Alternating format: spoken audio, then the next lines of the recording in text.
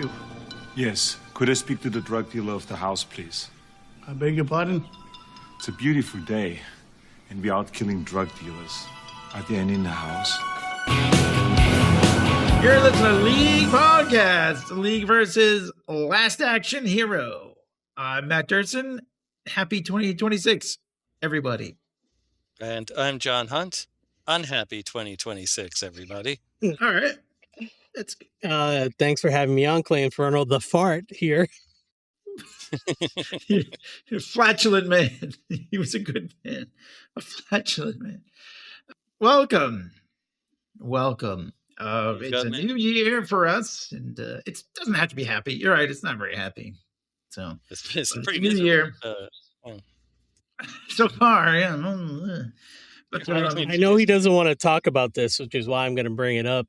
We had CNF 50 last year, but got a little Durs 50 coming up. The year of Dursin. I know. It's 50 years of Dursin. Welcome to the L. It's going to be the retrospective. 50 years of Dursin. 50 years of Dursin. Yeah, well, you know. Anthology. This, I've had a pretty bad run, so it'd be good. It's been pretty awful. Yeah. Hopefully turn it around in the next half century. Right. Maybe the next 50 will be better. Just like Ed Wood. Oh my, next one will be better. Anyway, so yeah, we were talking last episode, which was a month ago. Last year. You're right. It was Die Hard, and we brought up because John McTiernan directed it, and I brought it up because of the guy who's in every action movie in the 80s. That's right. The guy who got killed by the ice cream cone. Yeah. That's right. And also the guy who did the score is the same guy, apparently. And there's a lot of... He did like every 80s action movie score. Michael Keaton. Yeah. Including our License to Kill episode. So go back and listen to that. There's a couple of License to Kill. There's also Sharky. Yeah, Sharky's in this a lot. Sharky's in this too. So, but there's a lot of people in this movie. And so when we brought it up, and I said, well, I've never seen that. And you said, oh, it's not that bad, actually. And here we are. We decided to do it as an episode.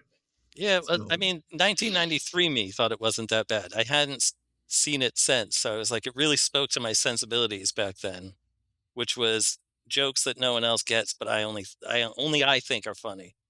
I can see that, but that would apply to the 1993 sensibilities. It does feel like a movie that we would have made or tried to make or if we started to write. Yeah. Back when we were doing movies with a video camera. But so it was June 18th, 1993. And the boogaboo about that was that it was a week after Jurassic Park came out, which was like being everywhere. Yeah, really bad timing. And the studio felt if they pushed it back, it would make it look like there were problems with the movie or something like that. So they were like, no, it's going to be that day. And it did not make anything. It didn't make any. Jurassic Park killed it in the box office.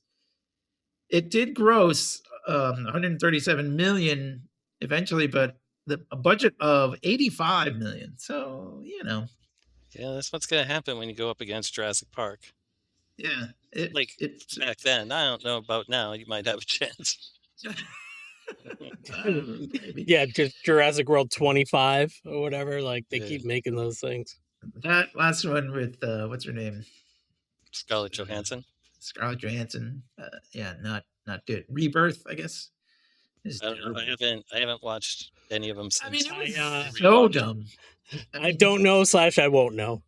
I mean, whatever. It wasn't like, oh, they're the worst movie ever. It was actually better than the last one. But the fact that you're still watching them makes me want to. Nadia. What was the Nagi and the what? What was it? The cognac. Cognac. He's like, makes me want to go there. Cognac you right in the nog. Still in the holiday spirit here, ladies and gentlemen.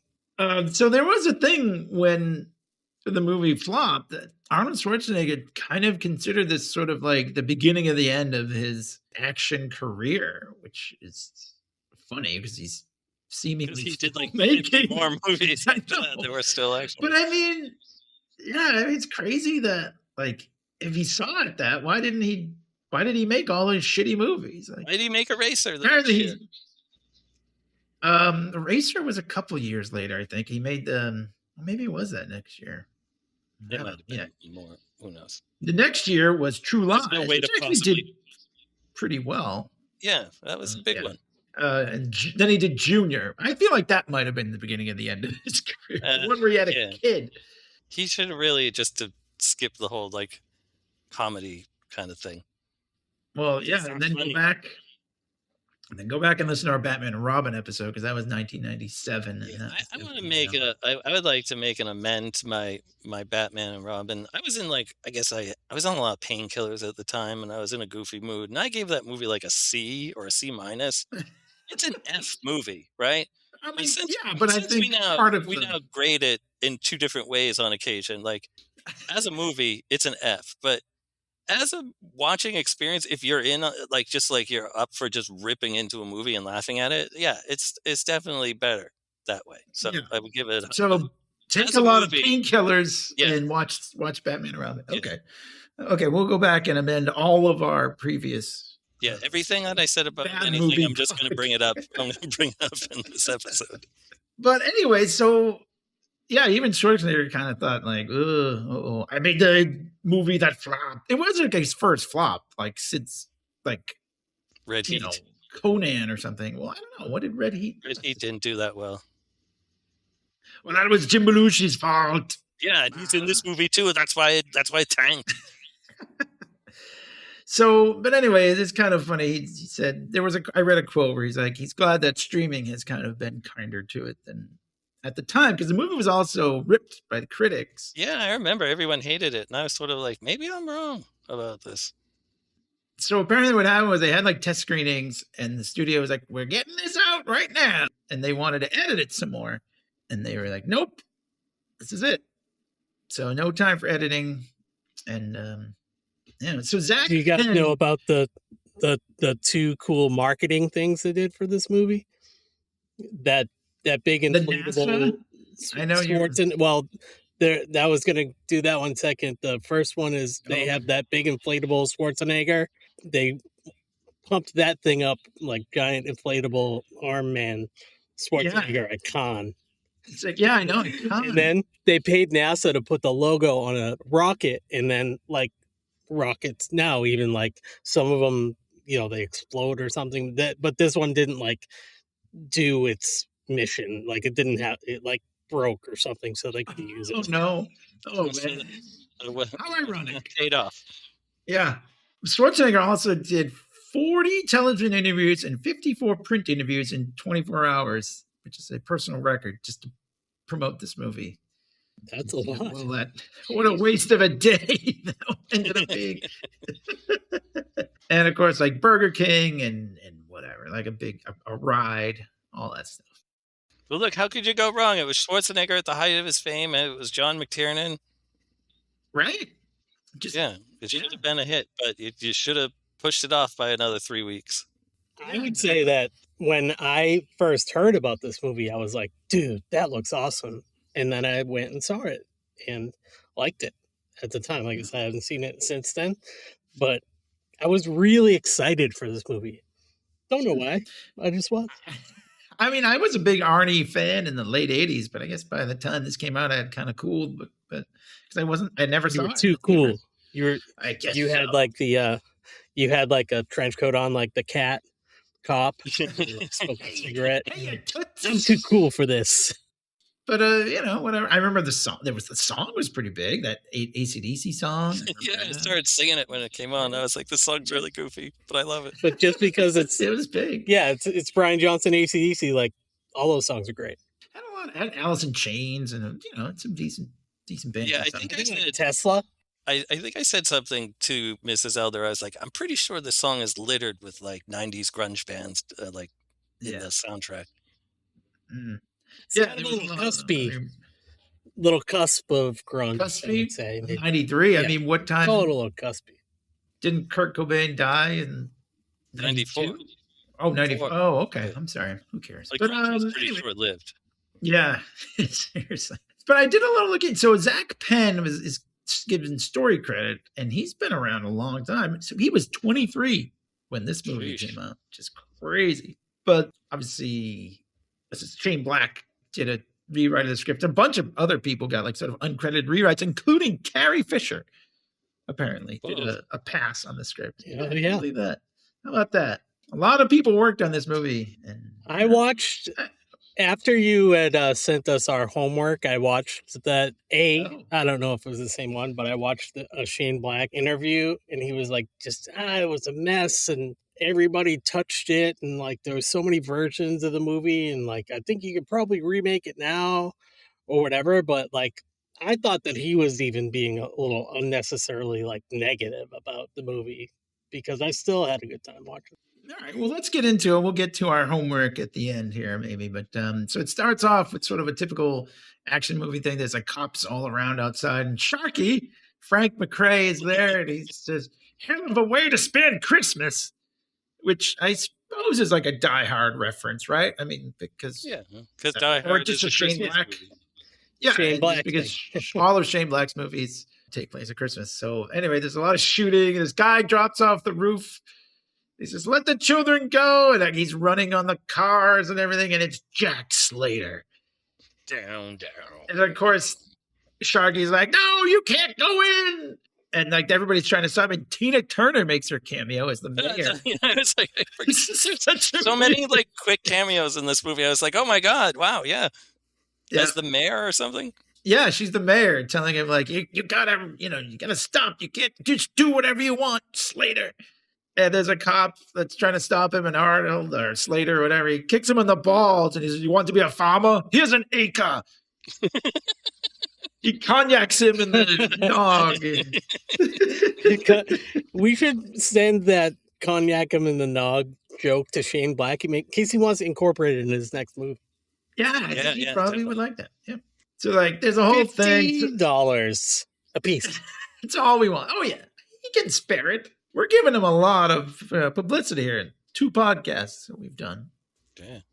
Anyway, so he walks up. They're on the roof. There's this guy, scary looking dude with an axe, and he's got the kid. And he's like, "Dad!"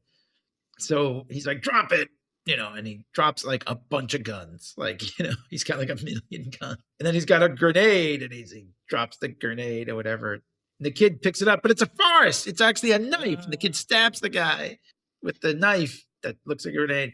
Then it goes out of focus and you don't know what happens. And there's one kid in the theater. They pull back and the kid watching the movie yells out. He's like, "Hey, focus." And well, there's actually a couple of people in the theater. I shouldn't say one. The kid's not alone because there's like another guy in the theater that says, "Hey, people are trying to sleep." I'm trying to enjoy the film. Yeah, it is a kind of a shitty old theater. Anyway, so the kid runs out.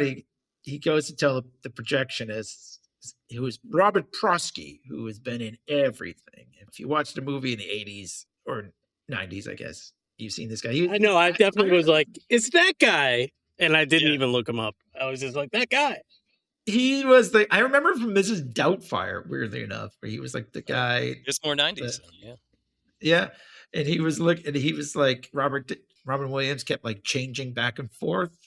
But he was also kind of like drinking, and he was drunk when he went to see him. And he was dressed as the woman, but he was like talking like, whatever. It was a amusing episode of our lives. But anyway, he's been in a million things. So anyways, he's like, "Oh, there's a new Jack Slater opening this weekend."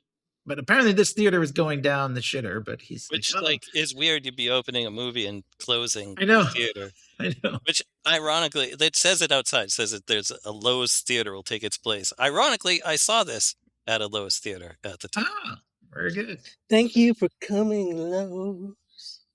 And then I went to Lowe's to buy some tools. Some home repair, items. To buy a sledgehammer to help him knock the theater down that I was in. Yeah. Get rid of this old crap hole. So he's going to be checking the print, and he's like, "I can get you in." The kid's like, "Wow." So his name is Danny, by the way. So I just wanted to keep calling him kid. So then he's like, "But you got to get to school." So the kid runs to school, and his teacher is Joan Playwright, who was actually Laurence Olivier's wife, and they're watching Laurence Olivier's Hamlet, Yes. like in Yes, they are. class, and she says Hamlet was one of the first action heroes. Kind of a nice little Kind of nod one of to the this being first, the like, last action hero. Meta multiverse kind of thing sort of happening here. Yeah, and there's quite a bit of them, but yeah, I like that. Anyway, so she shows them some Hamlet, but I like how she says, "This is Laurence Olivier. You might have seen him in Polaroid commercials." That was kind of funny. Like that's what Laurence Olivier is known for, Polaroid commercials. Or Clash of the Titans. Yes, he was in Clash of the Titans. So Danny's mind is wandering, and he kind of pictures Arnold Schwarzenegger in the role of Hamlet, and they have this. This is totally something that I feel like we would have come up with if we had any if we knew anything about Hamlet. Oh, it's totally Secret Monkey. Totally. Yeah, right. And like he throws Claudius out the window or whatever, and it's basically a trailer for the Schwarzenegger version of Hamlet. It's really funny. He goes, "You killed my father." Big mistake. Picks him up and throws him off the thing. So I love so then when they show Danny at home, and him and his mom live in this little apartment, and he's watching Roadrunner. The name of that is Fast and the Furious. It's this woman who played his mom, Mercedes Rule. She was in everything in the 90s. She was in everything too. Yeah, she was in Big. She played like the mom in everything. She played the hot mom in everything the single hot mom that always ends up getting a date with some guy, the main kid character. The main guy, yeah. Or quote unquote talking all night. Yeah, like yeah. There was a lot of that in her movies. Dirty talking. Well, that's the funny thing. I remember she was on an episode of Frasier, and she'd be like, "Dirty boy," or whatever it was, "Dirty girl, bad boy." I think she was on a few. I think she dated Frasier for like a little while. Oh, well, that's the only one I remember is them like dirty talking each other. Yeah, so she's like mad. He like skipped school to go to the movies, but she like covers for him. They established that kind of relationship. She's like, you gotta go to school, kid. And I gotta go to work. I gotta go. My mom would know in a second if I missed a minute of school. I would have been so grounded if I missed a minute of school. Yeah, I know, right? If you I never even did it. They like called your house and stuff. Caught. Yeah, they were like, Matthew was not here. You could have easily done it. I know. In high school. Well, I think I did do it once in high school, but it wasn't like... You did it 1,000 times during college, I know that. In college, right. I made up for it. Yeah, you're paying for it, so who cares? Right? I'll go when I want. So anyway, so she's got to go to work. She's like a server, which, she's got like a white shirt and a tie or whatever. And she's like, don't open the door for anybody. So she leaves. But there's like a weird, Danny opens the door because he's going to leave. He's going to go to the movies. And there's a guy in the stairwell with like a knife. This is kind of random. I don't know. This is weird. So he handcuffs her. I thought he was imagining this part. Yeah, I did too. I was like, this is I couldn't figure that out, honestly. So. And he handcuffs Danny to like the toilet or whatever. And he goes through and he's like, you guys ain't got nothing, not a VCR, nothing. And then he throws the key in the toilet, which I was just like, ugh, all right, I guess I'm sticking with these handcuffs because I'm not going in there. His first nightmare. Yeah. Could you at least throw it like across the room or something? But no. Anyway, I need some black Invisible Man gloves to get in there. That's right. Anyways, so now they show him at the police station. The cop is like, yeah, just go straight home. And he rushes to the movie theater. Robert Prosky there, Nick, the projectionist, lets him in. And he's like, I was worried about you. And he's wearing this like fancy usher uniform that like they used to wear in the old days in movie theaters. This guy's actually kind of funny. I kind of like. He said he's kind of funny, but this part he acts a smidge on the creepy side when he starts introducing the ticket and stuff. He sounds like a weird, creepy old man at that point. Well, yeah, he says it's still showbiz, and he says my dad took me to see Houdini, whatever, and so he pulls this magic ticket out, and he's like, here's the ticket. So here's the interesting thing: is like Houdini was he was very opposed to like supernatural or even pretending that there was such a thing like in his act or anything like that. Like he spent most of his life. Oh yeah, like he didn't like it when people did like seances and stuff because that was popular around the time he was too. be like, that's a bunch of bullshit. Yeah, his form of magic was completely different. But I get it. This is just part of the story, so who really cares? But he gives him the ticket. He's like, "What does it do?" He's like, "I don't know. I don't." But I never asked. I was too scared. And he rips the ticket and gives it to the kid. Goes into the movie, starts showing it. The latest Jack Slater movie, filmed by Frank Columbu, who was a friend of, like a bodybuilding friend of Schwarzenegger. Or I don't know if it's Boo, but it's like Columbus without the S. I don't know. So I don't know how you pronounce it. But apparently that was a friend of Arnold Schwarzenegger who was also in some of his movies. So little Nice. reference there. And so the movie that they're watching, this Jack Slater movie, has Anthony Quinn and Art Carney. And they're like, Mrs. Elder was like, "Is that the guy from The Honeymooners?" I was like, "It is." Norton, come on down here. And he's tied up to a chair, and Anthony Quinn is this gangster guy named Vivaldi. So they're like, he's asking him questions or whatever. And Benedict, who is the guy from Game of Thrones, as we pointed out, Tywin Lannister, the evil father. But he's like the henchman here. So anyway, so Danny's loving this movie. And then Slater shows up to this house, and he says it's his second cousin's Wait, can I insert a knowledge drop, which a few frames back on the editor, whoop, whoop, whoop, whoop. When they're showing like the Art Carney like credits and stuff, there's like, it goes like, this is like Jack Slater 4, right? So it's like, they go boom, and then like literally a wall breaks away, and then it's like boom, it's a brick wall that goes away, and it's like soundtrack by AC/DC, whatever it says. Boom, they break 4 walls, breaking. Thank you very much, everybody. Thank you. I love it. But yeah, so it is the fourth movie, so like that's why it's his second cousin's house. Art Carney is Slater's second cousin. So he's like, so they're kind of down the list of things like to get like, this time it's personal, kind of like. he's my favorite second cousin. What does that make us? Nothing. Yeah, absolutely nothing. So he's about to kick the door open, then it's unlocked. He walks in. Arnold's there with 2 cops too, because it's like they think, it's a drug bust or whatever. So he goes in, he's tied up. Art Carney's tied up on the chair, and he's like, it's Vivaldi. He's gonna, whatever the scheme is, it's some dumb thing. And then I love it that he says, "I'm out of here," and then he just dies. Yeah. What a great death scene that is. I hope I'm still with it enough when I died. I can go, "I'm out of here." The whole thing is like kind of like everything is like turned up to 11 almost. It's like Slater pulls up in his like convertible, and he has like these 2 like very cartoonish bags of groceries. And he's like, Arnold Schwarzenegger's like carrying the groceries.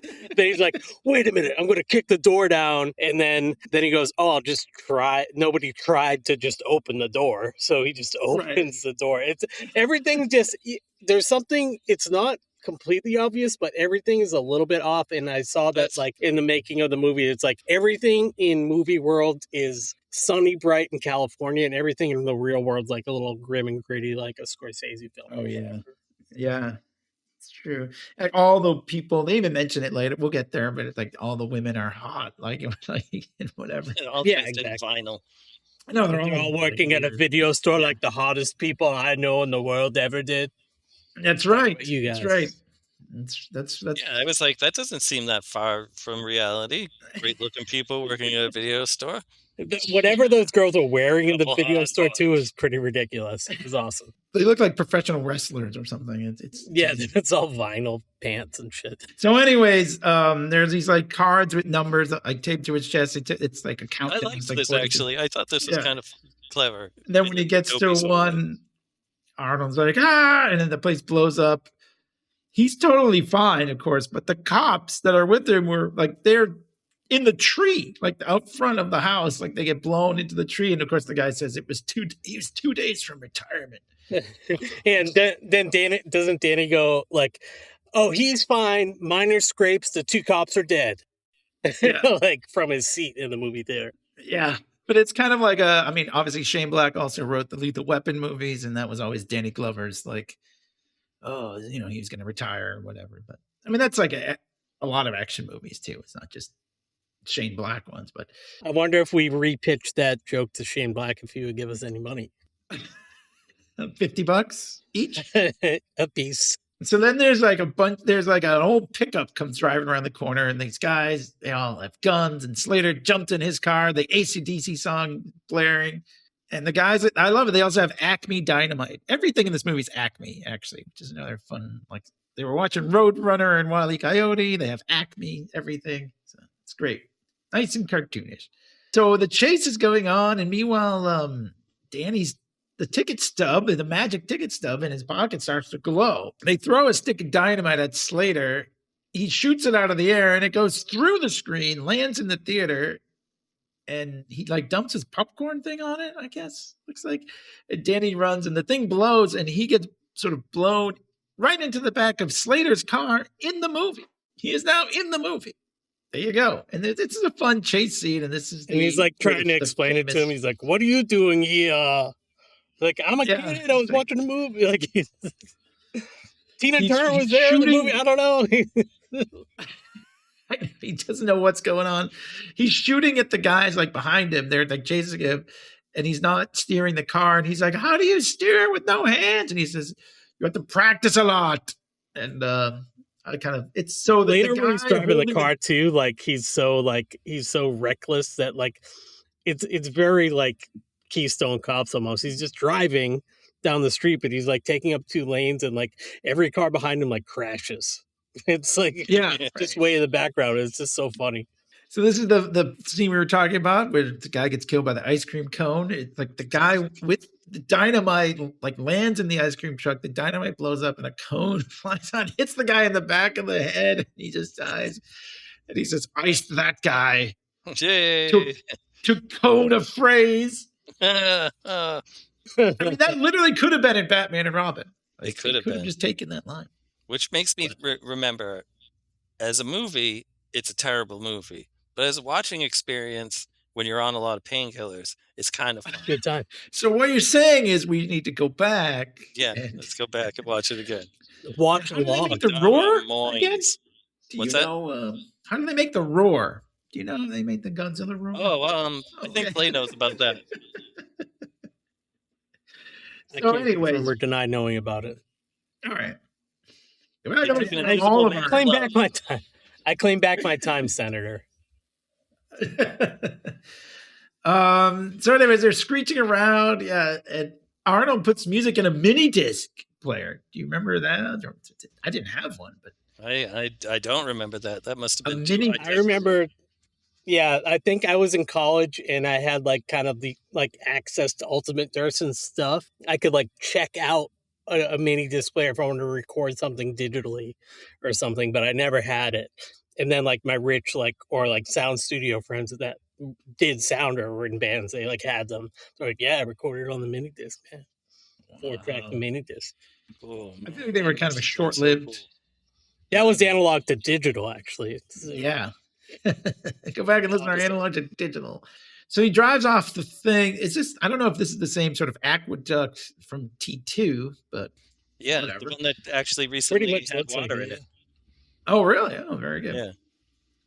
I love this though. He's in a lot of movies. Yeah, Grease. Yeah, I think it is. So he drives up the side of the thing, and he jumps over, and he lands right on a Coca-Cola truck, which is some great product placement. And Danny's like, "Oh my God, I thought I was going to die." And Arnold says, "You're going to enjoy all the things that life has to offer: acne, shaving, premature ejaculation."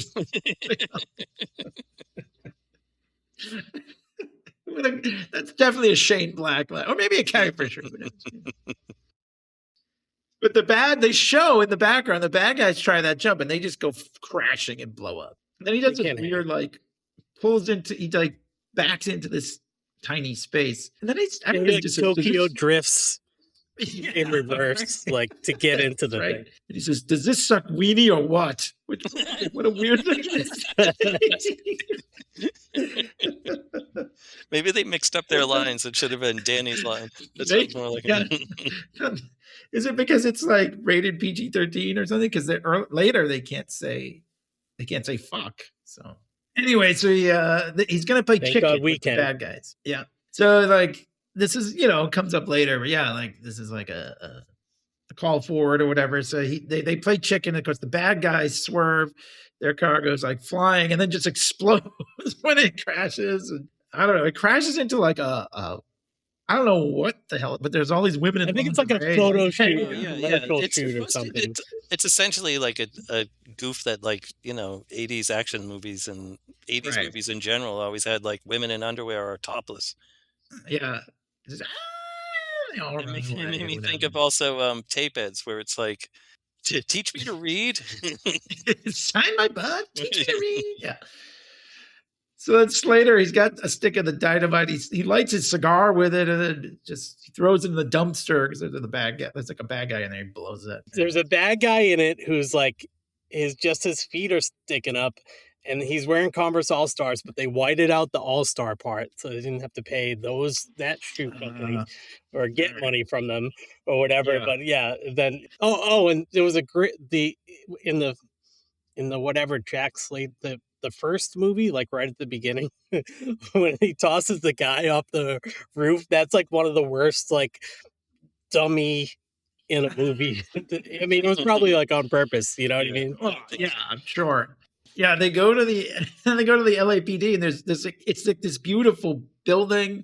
There's a valet guy, like there's a valet out there to take your car. Yeah, which is like almost like a airplane. You know what I mean? Like that's like a Zucker joke. But it also, like, if you remember the Stallone Judge Dredd too, like the whatever Mega City 1 police station was like exactly like this. So, and then of course the famous Sharon Stone as her character from Basic Instinct is walking down the stairs. Also, Robert Patrick as the T-1000 from T2 are coming out of the police station. So apparently Sharon Stone was kind of reluctant to do this. And Arnold said that, kind of said, hey, come on, Total Recall. Consider it a divorce. Really helped your career. And then, so we said, come on, do it. Come on. Do it. Give me a. No, I mean, she did it. I mean, it's like 2 seconds. What if she had not done it?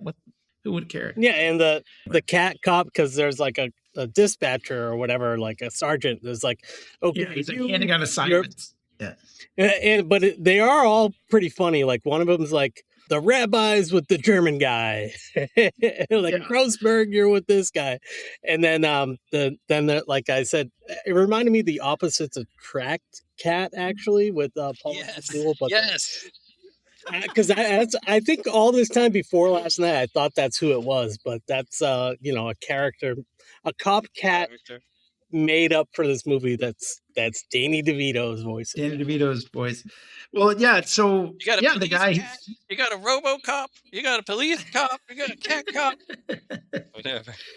So Ratcliffe is the name of this woman. He says, Ratcliffe, you're with the animated cat. So Ratcliffe is played by, because then he grabs her ass. He's like, hey, that's, and she goes, oh yeah, cat, rat. That is Colleen Camp, who played Yvette in Clue. So go back and listen to our Clue episode. Please. Nice together. Please go back and listen.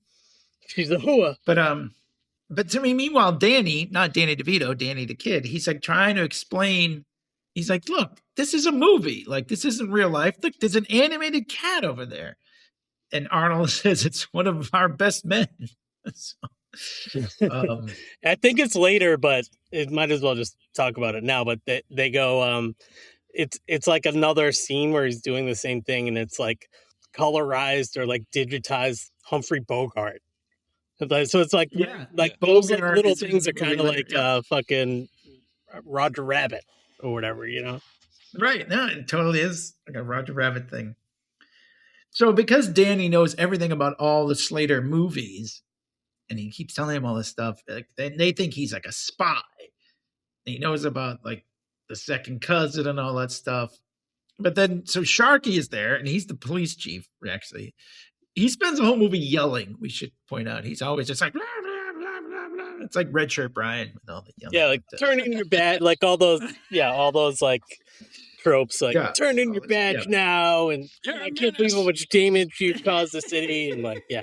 But he says now they're going to be partners. He's like, he knows everything about you, so he'll make a good partner. So just total action movie thing. Yeah, like take this kid along with you on all your adventures. And they have Danny in the chair, and it looks like he's in the interrogation room, but it's really, when they zoom back, it's just like 2 desk lamps. Yeah. But they're like really drilling them. It's like close-ups of all of them. And it's like, how did you know about this or that? It's just like, oh, they're just in Sharky's office, which I thought was a good gag. That's a good gag. So yeah, this is when they go to Blockbuster because he's going to try to prove to him that this is just a movie. And he goes in, where are your Schwarzenegger movies or whatever? And the woman who's dressed all in vinyl, she looks like a fembot or something. Yeah, she's like, oh, the foreign films are in the back. So they walk by the end. There's this huge cutout of Stallone in T2. And Slater. Yeah, like on the motorcycle and everything. Yeah, it's like the exact copy of the Terminator 2, like, poster or whatever, but with Stallone. And Jack Slater says, oh, it was his best performance. So then he starts like hitting on the girl or whatever. And the kid asks for her phone number and it starts with right, 555. He's like, everybody's number is 555. Because he's like, what's your number? 555. Yeah, whatever. So, and everyone is hot. So he's like, okay, look, I'll tell you, I know where Vivaldi, I know what the house looks like where Vivaldi lives. So they're driving around. He's like, it's right there. And so he goes in. The guy who answers the door is former wrestler Professor Toru Tanaka, who also played, he was also in Running Man and a few other movies, but he was another 80s henchman guy. He looked familiar. I thought he might have been from James Bond or something. Yeah, he was. I don't know if he was in. I looked. I thought he was in James Bond too, but because he looks like Oddjob. He does look kind of like Oddjob, yeah. So I do love this line though because he answers the door. They knock on the door. And Toru Tanaka answers it, and he says, "It's a beautiful day, and we're out here killing drug dealers. Are there any drug dealers home?" And he's like, "What?" And then he says, "He's like, I'll be back." And he turns to Dan. He says, "You didn't know I was going to say that, did you?" He's like, "You always say that," which I thought was pretty funny. So anyway, then Benedict comes to the door, and they're like, "Are you a henchman?" He's like, "No, I only go as far as lackey." And so he's like, "Oh, if you don't leave, I'm going to stick the dogs on you. They're exceptionally well trained." And he snaps his fingers, and then they turn it all in a pyramid. I was not expecting that. That was actually brilliant. I mean, I really love that. He said something. If he snaps again, he said, "You will be coming out of several dogs' recta." Several canine recta. And I think that the story people that came up with the original story before everybody started writing the script, were thinking of this kind of as live action Simpsons. Maybe. Yeah, like the dog line from The Simpsons. Yeah, where you snap the fingers what I mean? of the dogs off. Hey, Mr. Burns did have his hounds, right? Release the hound. So they ask to take off the sunglasses. Earlier on, we saw he had a glass eye in the earlier scenes. And now they say, take off sunglasses. Yeah, and now his glass eye is a happy face, like the smiley face, like have a nice day thing. That was kind of funny. So meanwhile, Vivaldi's all mad. He's like, they're on to him. So they go to Jack Slater's house, and Bridget Wilson Sampras is there. So playing his daughter. I don't know if you guys remember her. She was in Billy Madison. Yeah, that's what I was about to confuse it with Happy Gilmore, but yeah, the one where he's in. No, she was the girl in Billy Madison. I thought she was unbelievably attractive. She is. She married Pete. Pretty good. She married Pete Sampras. So that's why she's Bridget Wilson Sampras now. But she is also battling ovarian cancer. So I felt a little bad about that. So best wishes to Bridget Wilson Sampras. Anyway, so she's his daughter. And she's like, she kisses Danny. It's her place, not. Oh, I guess it is her place. You're right. But she kisses Danny. She's like, "Oh, it's a sorority thing. There's going to be a freshman coming named Skeevy, and I have to kiss him," or whatever. She thought he was Skeevy. So Slater's going around. He opens this drawer. There's counterfeit money. He's like, "Oh, it's not real. I give it to my ex-wife," which is kind of funny. But and then there's a picture of him with like a kid, and he gets all sad, and he shuts the door, and there's kind of like a. He also mentions that if you burn the fake money, it makes a weird color. Oh, that's right. Yeah, he does say that. So we find out though, when the movie went all fuzzy at the beginning, and Danny didn't get to see it, the kid died. Like the kid fell off or was thrown off the roof by the bad guy. So it's like, so Slater is very sad when he sees that picture of his son. And so he just leaves because he's, whatever, distraught. So the bad guys show up. Benedict is there. And Danny says, if you harm a hair on her head, you'll be sorry or whatever. And he goes and pulls like one hair on her head and snaps it in half. He's like, what do you think of that? That's almost like a Monty Python thing or something, I feel like. So then he sees the, the eyeball thing, the glass eye. So he takes out the magic ticket because he takes his wallet and he's like, oh, what's this? So meanwhile, this guy Sven, who has also been in like a million Schwarzenegger movies, also was in Running Man, and is also a friend of Arnold and like a workout partner or whatever. His name is Sven Bjornsson or something like that, or Thorson. Dursin, I don't know, but he's in a lot of action movies. But they're like looking around the house and he finds the fake money. But he's like, hey, all right. But Benedict's like, no, that's not real. You should burn it. And so he throws it in the fireplace, and of course it makes red smoke. Meanwhile, Meredith, so there's a guy like beating up Meredith or Whitney, but Bridget. The daughter, there's a guy like, yeah. How many names? Well, the real actress name is Bridget. Meredith is the name of the actress playing the daughter, but the character's name is Whitney, so it is kind of confusing. But anyway, so she actually turns the tables and beats the shit out of the guy who was beating on her. She's like, boosh. Yeah, because she's like her dad trained her basically to be like that much of a badass. Right. She grabs his gun and she goes out and she tells him to let Danny go or I redecorate in brain matter gray. That was a good action movie line. So then there's a knock on the door and it's Skeevy, the freshman. He's like, he's like this total nerdy guy. It's kind of sad. Like with his eyes closed, like ready for that kiss. Yeah. So that distracts that's like everybody. Actually how like he's nerdy for back then, but that's how like hipster kids dress now. I was like, that kid is like fashion forward to 2026. Probably gets a lot of tail now. I know, he'd be a cool kid now. So meanwhile, they're all distracted and Slater jumps through the skylight because he saw the red smoke. And I love he jumps like between these two guys and he grabs their guns and like points them at each other and he doesn't even pull the trigger. They just shoot each other. So that's something also they do a million times now in movies. Like that's like a basic movie trick. Be like, shoot a guy with the other his colleague's gun. All storyboarded out like to do 50 of those in like 20 seconds. You know what I mean? It's very cool for the style at the time. Very interesting. So one of the dead guys falls in a chair.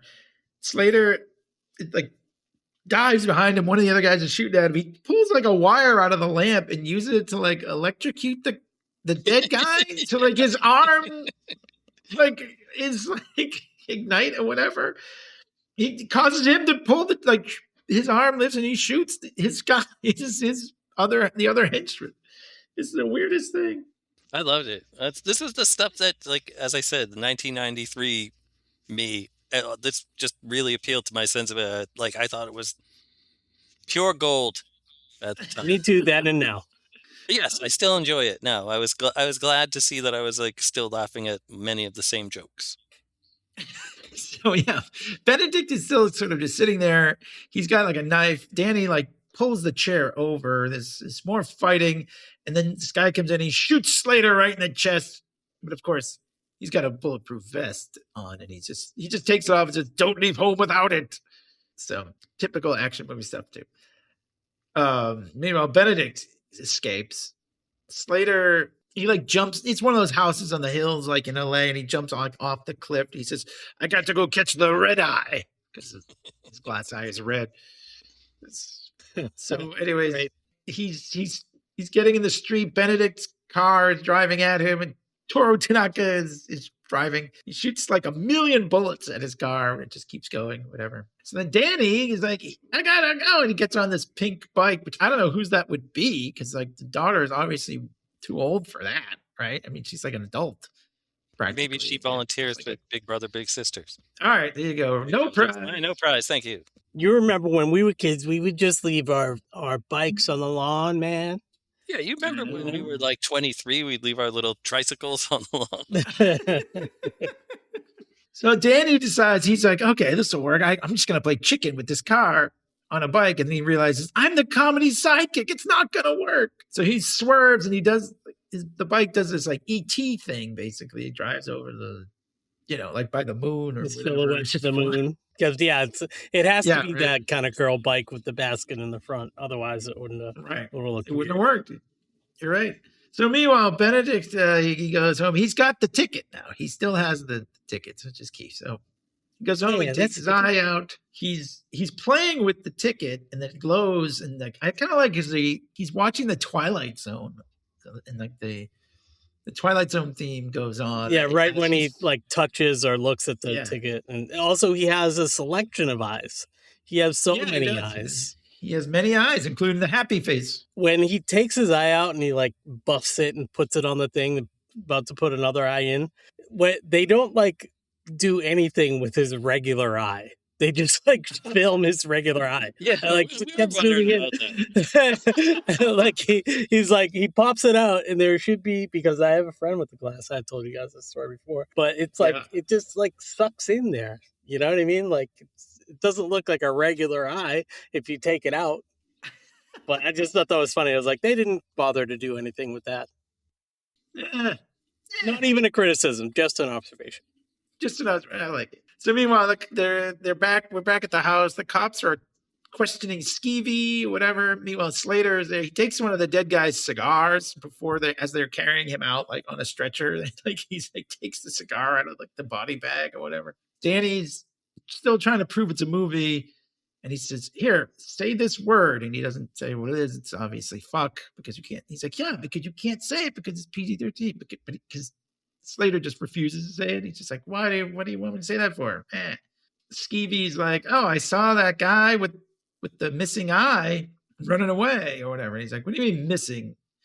And the cop finds the eye and it blows up. And then they just cut to Slater and Danny getting chewed out by Sharky. The eye has words on it. It says something, right? Like, and when and he's like, he has to turn it to see like what the whole phrase is, and Slater's like, "Don't turn it," slow-mo or whatever. But yeah, and it just blows up. So yeah, now Sharky is doing his nonsense, his red shirt Brian stuff, and this is the part. Yeah, so he fires Slater.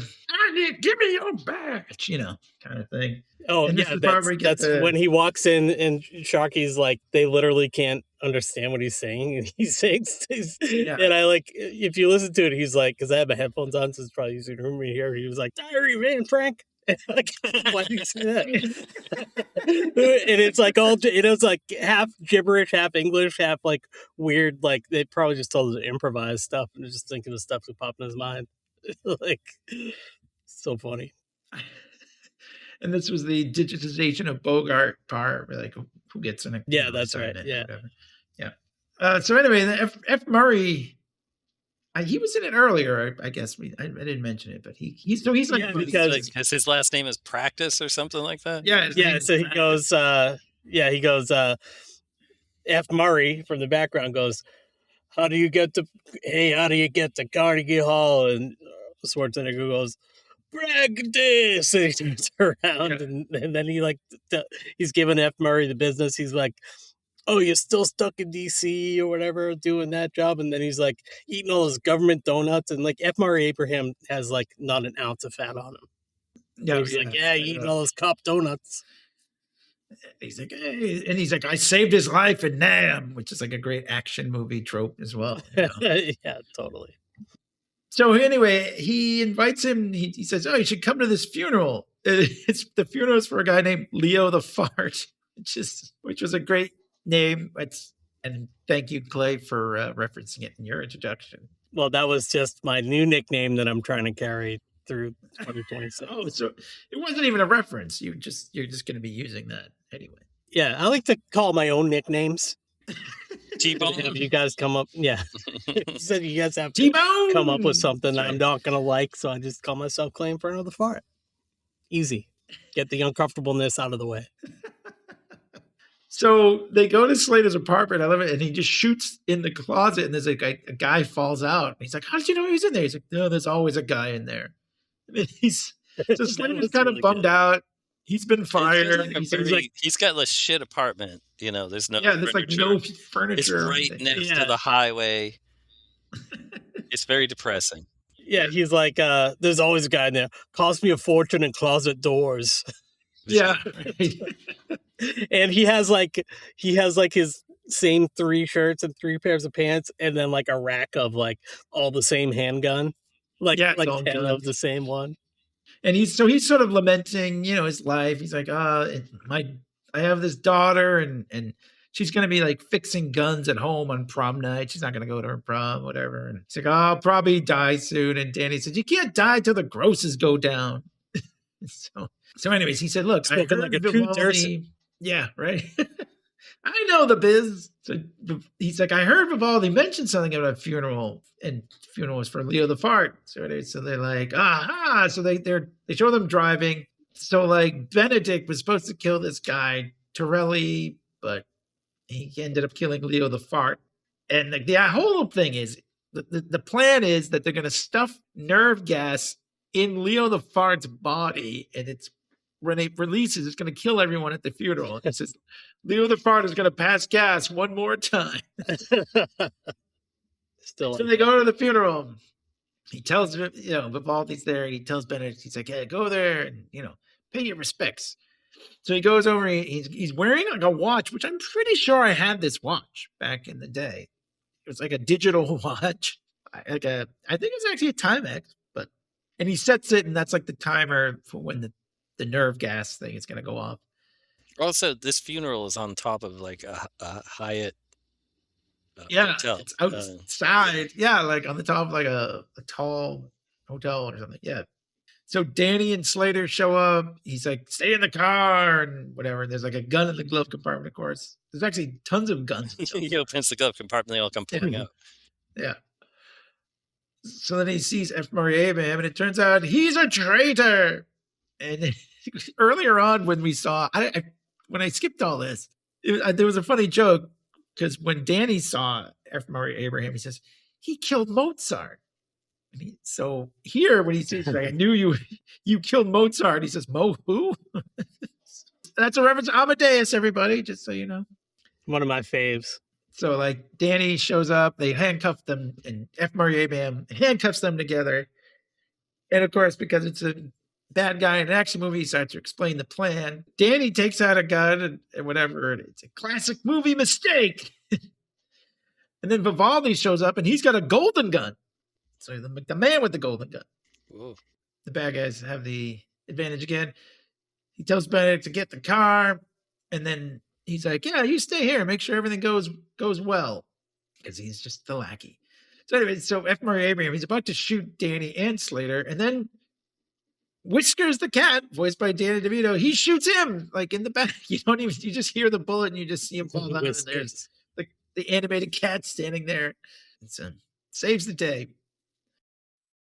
It seems like we would almost make like a bigger deal out of like the animated cat, but he's in the movie for like 30 seconds at the most. Yeah. Like that Humphrey Bogart thing is only like 10 seconds or whatever. You know what I mean? It's very much not Roger Rabbit, and those are things that are like kind of surprise you about this movie, but they're like really not in there a lot. Yeah, well, it is kind of weird. I guess we can get to it later, but it's weird that those characters would be in like a Jack Slater action movie. You know what I mean? Like an Arnold Schwarzenegger, basically action movie, But whatever.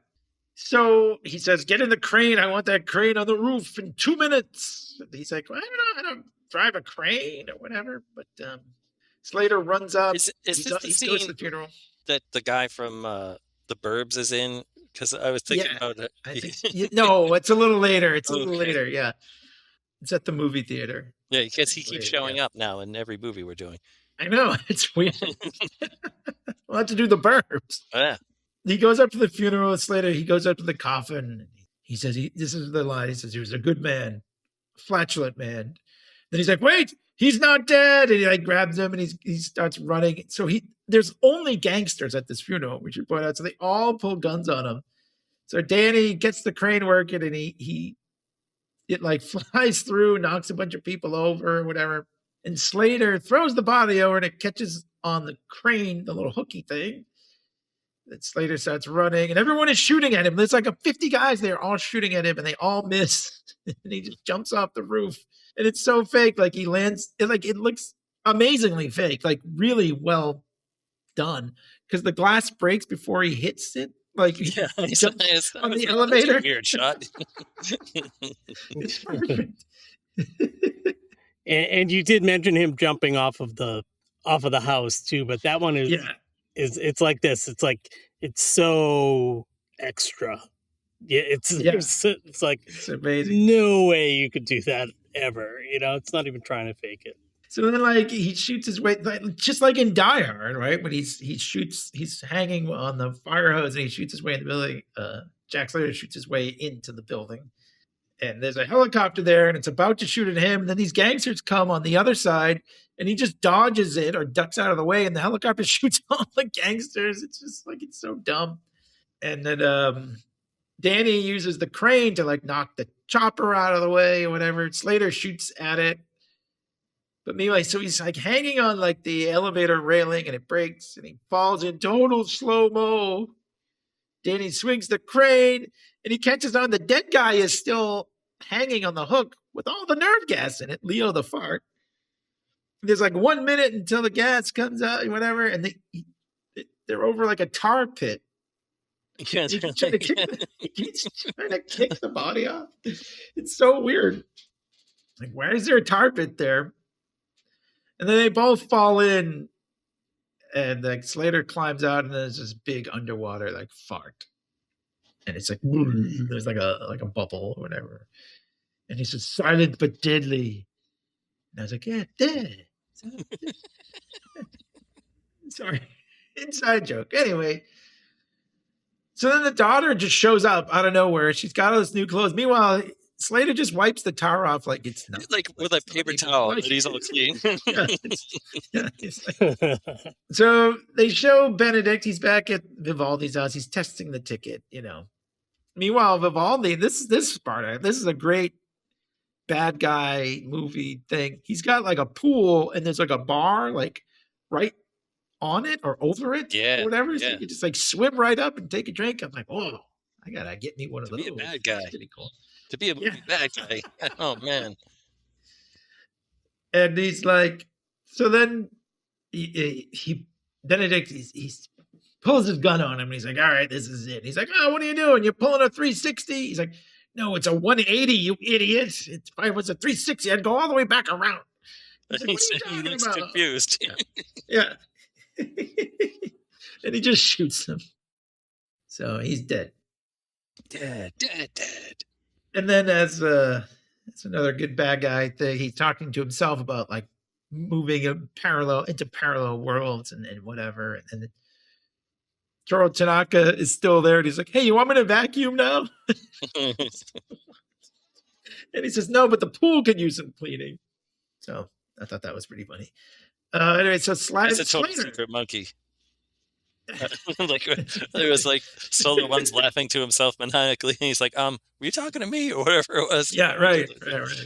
Oh, are you talking to me? So then like Slater just drives in a pickup truck with flames. I love this pickup truck. It has like flames on the side and everything. It just drives it. It's his daughter's pickup truck. Oh, that's right. Yeah. Yeah, it was like in front of her house, but it also like kind of like, I wonder if that was like a Back to the Future like kind of reference to is like this big ridiculous like custom. Oh, yeah, it was pickup kind of, truck. yeah, like Marty's big black pickup truck. So I like this one. He says, he punches him and he says, that was from my favorite second cousin. And then he says, this is from my ex-wife's house. And he just gives him a slap on the wrist. Like literally slaps his wrist. And he throws him at, the henchman. And then they go through the wall. And because they have the ticket. And I like Slater says, usually that leaves a hole. Yeah. So then they go through. They are in the theater, the same one that Danny was in earlier. There's no damage from the dynamite that's supposed to come out. Whatever, doesn't matter. So they see Benedict and the hitchman running out, and they carjack a cab. And Slater shoots at it, and it doesn't like explode. And he's kind of surprised. He's like, "Why did it blow up?" So he goes and smashes the window, and he's like, "Ah!" He's like, "My head really hurts." He's like, "Yeah, we're in the real world. You can't just punch windows." Anyway, they're chasing after him, and then they're gonna play chicken. And Danny's like, "Hey, you can't do this in real life. It's not gonna work." And he's like, "Get out!" So like, Danny jumps out of the car. The two cars are driving at each other, and it's this great shot actually because they just hit the cars just hit each other. It's not like slow mo or like cuts. It's like very real looking. Dramatic. Yeah, it really looks like the two cars just drove at each other and hit head on, and that was it. I love that was like my favorite shot of the whole movie. Yeah. Maybe I think they can do that like with maybe back then just like put a cinder block on it or something. They definitely have budget to crack up. Yeah, I don't think Arnold was driving the car, but yeah, it looked hilarious. It was perfect. So anyways, so Slater gets out and he says, it really hurts, but he had an airbag, and he's like, they didn't. He's like, well, check if they're dead. And he's like, they're always dead. And he's like, hey, what about Die Hard? That guy, go back and listen to our Die Hard. Yeah. We talked about this. And he says, that guy got choked and slammed into the wall, and he came back at the end. He's like, fine. So they go and they check, and Toru Tanaka is dead in the front seat, but Benedict is gone. Dead. And Benedict is gone. So they were like, did he use the ticket? So meanwhile, Slater looks up and he sees his poster for Jack Slater, the movie that's coming. So then they go inside and he's like, Nick, he's got the ticket, this bad guy. And he's like, oh, he can go into any movie he wants. And then he sees Slater and like, oh, I admire your work, sir, or whatever. But he's like, oh, he's kind of bummed. He's like, I just found out I was imaginary. And he says, there are worse things. Politicians, or, he mentions politicians. He mentions politicians twice. He's like, I know, they're twice as bad as everything else. Which is pretty funny because, 10 years later, whatever, Arnold Schwarzenegger became a politician. So, yeah, maybe that's more true. than 10. More than 10. He became governor. Yeah, it was around 10. Early 2000s. Okay. Anyways, yeah, they got to get that ticket back because Benedict can just go into any movie, do whatever he wants. So then, yeah, we have this kind of, they go to back to Danny's apartment. He hasn't been home in a while. Mom is there. Slater says, I'm Rick von Schwarger or something like that. It's like Brown Schwager or something like that. Yeah. So anyway, they show Benedict kind of walking around New York City. He sees someone get shot and like their shoes get stolen. That's kind of like, take your shoes, man. And there's no sirens or anything. And this is kind of a funny scene because there's a guy in a garage. He's like, I wonder if you can help me. And he shoots the guy. And he says, hello, I just shot somebody. I did it on purpose. And like nobody cares. Yeah, somebody like jumps out the window like, shut up down there. Don't care about even the gunshots. Yeah. I thought it was really funny. Hello, I just shot somebody. I just committed murder. Damn. So meanwhile, we see Danny waking up, and yes, as you pointed out, Slater and his mom have been talking all night. And he's like, it's neat to talk to a woman. Wait, stop. Pause. Okay. They fucked, right? No, they just talked. If I don't if I don't know. If he had stayed there for a Didn't week, they would have done it. If there was more than They were one up night. all night talking. Yeah. I think because Slater is realizing this new thing, I think they did talk because he's like, whoa, you can just talk to women. It's not, and these aren't just like the women in Blockbuster or whatever, wearing vinyl and whatever. This is like an actual person. I think he was so. My headcanon, they fucked. I don't care what you Okay. crude. If that's what you want to believe, I think in the spirit of the movie, I think it's better that they talk. Yeah, To I keep think it you've missed the PG-13, I whole guess. point of the movie, Clay. Well, that's true. It is. So Her hair's disheveled. That's all I'm gonna say. I think, She's been up worrying all night. yeah, it's And never then not talking. disheveled. It's not like sex hair disheveled, is No, it? it's not like sex hair. In my opinion, it was. Okay. We're all entitled to our opinion. First Amendment. Is that what, I don't think that's what the First Amendment is. Well, Everybody's entitled to their opinion about Last Action Hero. It's right there in the Constitution. It's right. Yeah. Pull up. You can't see us do some hand acting, but I'm pulling out my It's right copy there of the in the Constitution. Show you. It's in the Constitution. I guess you're right, Clay. Fuck. So Danny says, "Oh, I gotta go help him pick out some, witnesses, just like the kid in the Harrison Ford movie," which is kind of a obscure reference to the movie Witness, I think. Yeah. Still, There's Emilio pretty well known at Estevez the in time. that movie too. I have no idea. What was that movie? Maybe I'm thinking of a different movie. It's Kelly McGillis Oh yeah. before she turned into a regular old lady, which is why she wasn't in the Top Gun sequel. She's like, I'm a 60-year-old woman. I look like one. They're not gonna hire me. I was like, you make a good point. Yeah. A regular old lady. Well, because she was like smoking hot back then, and then she, Right. just aged. I'm trying to say this in a way that's funny, but also true. We all age. Hollywood wouldn't hire her nowadays because she doesn't look like what's her face who was in Maverick, Jennifer Connelly. Is that who it was? Oh yeah. I don't know. I didn't see it. Anyways, there's another funny joke though, because the radio is playing and Mozart is playing on the radio. I said, "Who is that, Mozart?" And he says, "The guy Practice killed." Yeah. He likes it.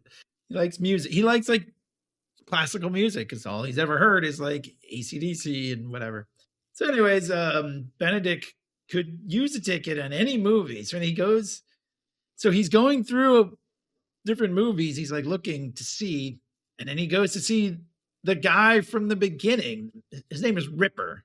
Tom Noonan is the actor. Yeah, so he goes. He's the bad guy in RoboCop 2 and Man. Yeah. And he's like, "Hello, Noonan." And he's like, do you want to get revenge or whatever? So Revenge. So meanwhile, Danny and Slater are kind of walking around. They're trying to look for Benedict.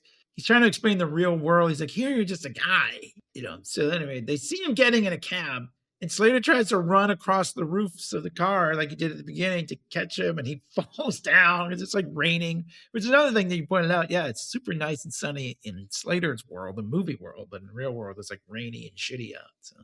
So they catch up to him, and they see the newspaper in the back seat, and the ad for Slater's big premiere has been circled. So like, oh my God, he's going to the premiere of Jack Slater 4 or whatever number it is. So we get to Fourth Wall. Oh, you're right. So this is where we see actual Arnold Schwarzenegger playing Arnold Schwarzenegger, and Maria Shriver, who I forgot how pretty she was. My God. She was a good looking. Maria Shriver, my wife. I told her mother, I said, your daughter's got a nice ass. Yeah, don't you think she has a nice ass? How many times did he tell that story? I remember that story too. We got Lisa Gibbons, who was also in RoboCop, but not RoboCop 3. She also has a nice ass. Jim Belushi, I do not want to touch his ass. Entertainment Tonight. Richard has a nice ass. He was in it too. Jean-Claude Van Damme, he's got a nice ass. Yeah. Robert He could do the Patrick, split. nice ass. And Hammer, yeah, MC Hammer. I don't know. I can't tell. He's got those big parachute pants. I can't see. Big back. I can't see his ass. Yeah. Tina Turner, please. I don't have to say anything. So anyways, the whole thing is, so if he kills Schwarzenegger in real life, then Slater will die. Slater, the character, will die. This is back before the days where they would have just recast and reboot. Yeah, so. Yeah, it's Val Kilmer. But yeah, I guess you're thinking of Marty like playing guitar in the photo kind of situation, right? I don't know. This is movie logic. I'm not Paradox. Paradox. Paradox. Paradox is my old hard rock band. Who's featured on the last Action Hero soundtrack. So go and pick up a coffee. Paradox. Paradox. Tesla. AC/DC. Cognac and Strawberries, records, and tapes. Yeah. Cognac and the Nog. The hit song. The Christmas song we wrote for. Yeah. Anyway, so there's a funny moment. I like, so Maria Shriver, obviously playing herself, tells Arny like he's going to do some interviews or whatever. And she's like, don't talk about Planet Hollywood. Or she's like, don't talk about the restaurant. And so he's like, and he starts plugging it while he's talking to a reporter. And he's like, we have so much memorabilia there. And she like pulls him away. And she's like, don't talk about the gyms or the restaurants. They hate that. Yeah, that's right. Yeah. It embarrassed me, which I thought was really funny. I mean, now that they're divorced, it's a little sad, but Mrs. Elder didn't know the history of their divorce. The Yeah, I was like, oh yeah, because she's like, I thought that was Ethan Hawke, and I was like, yeah, he did it too. So. These guys shouldn't get nannies. Don't get hot nannies. Well, Schwarzenegger's nanny wasn't even hot though. Yeah, but he was like 65 or something, I think, too, wasn't he? At the time, he was old. Yeah. I mean, I don't know. We're old, but yeah, we're old, but I mean, we might be able to still score a hot nanny. Yeah, maybe, or not a nanny. I don't know. We don't have kids, like, so that must be tough. Mrs. Doubtfire. Yeah, why did we get a nanny? I gotta get a nanny to take care of my cat. You know? Hire a nanny. She showed up. It's like, what? Where are your children? Oh, I don't have any. Here's my little fur baby right here. Do you want to sit and watch some soaps with me? Well, in our head canon, we're gonna have sex. Anyways, in our head canon, we fucked the nanny. Played by Mercedes Rule. So anyway, so Ripper, Tom Noonan shows up, and they're like, "Oh, that's so cool! You're showing up dressed as a character." But then the guy from the Burbs, who was also in Die Hard, shows up, and he's like, "Dude, like, he's his agent. Show up to the premiere." Did Jack Nicholson show up to the premiere dressed as the Joker? No. So he's like trying to get some more clothes, like for the guy. Oh, whatever. It's pretty funny, but then he kills him. So that's too bad. But yeah, and we get Jean-Claude Van Damme, and I think Chevy Chase is in it. I don't think he says anything, but I believe he's there. I couldn't tell if it was. Yeah, I think so. Definitely Jean-Claude. Jim Belushi, as we pointed out, is there. So they have all these cameos who are out front of the, going to this premiere. Danny and Slater go in. They're like, "Oh, check the balcony," and they go in there. Which balcony? Well, it's a second one and a third one, or whatever. So they split up. So Slater sees Arnold. Danny sees Rip going into one, and he yells, "Hey!" So he sees Rip is on the top balcony. He's about to throw his axe down at Schwarzenegger. Slater takes out his gun. He's about to shoot him. Then Arnold, the real Arnold Schwarzenegger, jumps on Slater, and he's like, "What? What are you doing?" And he just calls him ass, which I thought was kind of a weird thing. So like as they're struggling, he just says ass, and then Arnie looks and he sees, and he's like, "Wow, like that was you're the best stunt double I've ever seen. Like you got to call my agent." Yeah, you come by my office. We'll get you set up with like, I don't know, like car dealership openings or something. Yeah. Parties. So meanwhile, sounds like exactly like him, though. Yeah, it is. It is uncanny. Yeah. So meanwhile, Rip does this kind of cool thing where he sticks the axe into like the curtain or whatever, and he's like slides down it and disappears or whatever. But he ends up, they're like, "Where did he go?" And Slater knows he's on the roof, just like from the beginning, just like the movie that we watched from the beginning. Down. But this time he has Danny hostage. Not the new kid. Yeah. So he drops his gun. He's like, "All right, let him go," whatever. And he just throws him over the edge. I mean, it looks incredibly fake, but oh yeah. And then he throws his axe at Slater. Slater ducks. He grabs the axe. He cuts these wires that are up there, and when they hit, like, because it's raining, and they hit the water, and he like jumps, and Rip is electrocuted. And he says, "I'll be back." And And Slater says, "The hell you will." You know what I so like Danny's about holding movies and electricity and stuff like this? It's just like the electricity runs out, when Yeah, they right, have it just a stops. live wire, just kind of Once wears the out guy's after it dead. skips. Yeah, it sucked out all Yeah. the energy or something.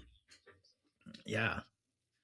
So Danny's hanging on to like this light fixture thing, like whatever. Slater starts to climb down, which is a funny. So in our Die Hard episode, when John McClane said, "Please don't let me die," I said, "Oh, Schwarzenegger would never say that." I hadn't seen this movie, and as he's climbing down, he says, "Oh, please don't let me die," which I mean, obviously he did that. That is in there on purpose. It's another John McTiernan movie. I mean, Shane Black probably saw Die Hard, so obviously John McTiernan he probably saw it too. Probably saw it. he might have checked it out. Maybe not. Maybe he's like, I can't watch my own movie. Yeah, I can't do this. So anyway, Danny's like scared. Slater's like, grab my hand. He chucks, and then he like does the thing which they do in movies a lot, where he grabs him and like throws him on the roof. And then Slater like climbs up, which is kind of weird because they made it seem like he was going to fall and die. I guess that would have been like a bummer of an ending. They do that also in the penultimate like Mission Impossible movie, Drain Fight. Oh, He's like to Agent Carter. He's like, "You have to trust me. Just jump and I'll grab you." But they do it in 100,000 movies. Hence Last Action Hero. A lot of movies. Yeah. So then Benedict shows up and he, of course, tells him the whole plot again because he's the bad guy. This is where I'm starting to be like, this movie's getting a little long. I have to admit. It's like 210.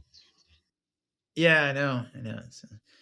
So like his plot is to get like all the bad guys and they can all win in the real world and everything.